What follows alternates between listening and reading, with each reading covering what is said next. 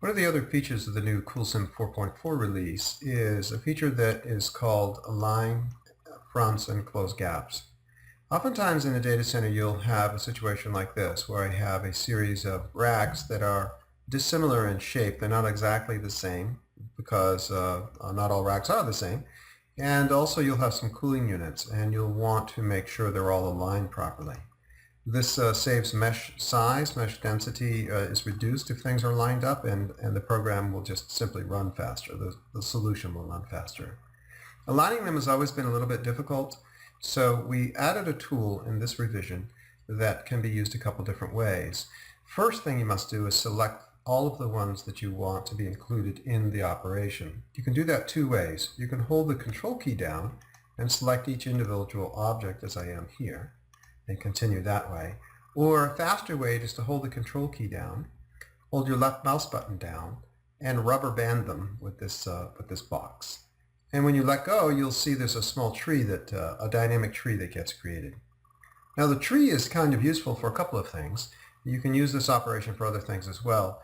For example, you can now open in CoolSim 4 any one of these objects by just pointing at the object in the tree, and you'll see some little icons popped up below that include edit, so you can open, or you can hide, or you can nearly hide, which makes it transparent, or you can show any of the objects in that tree. But for now, we're simply going to accept the selection because we want them all. And now what I do is I point to the object I want fixed. So the next operation is going to be important where my cursor is pointed. The moment it's pointed at the PDU, let me point it to this rack right here. This is the one I want everything aligned to. The front of it is over here. You can see the airflow direction is front to back. So I want to align it on this front. So I point at this rack and I use my right mouse button, and you see there's both an align and there's a close gaps. Now to align it, I need to pick an axis.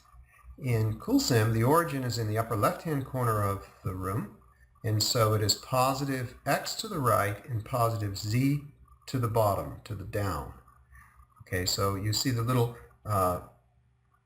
coordinate axes over here in the lower left-hand corner. You see y is down, x is to the right, and y comes straight out positive of the scene. So what I want to do is I want to align it to the z max. That's the positive side, the maximum, the z max, it's the positive side of the z coordinate of that object I just pointed to. I want to align to it. So I go align to Z max. And everything aligns. Now I want to close the gaps.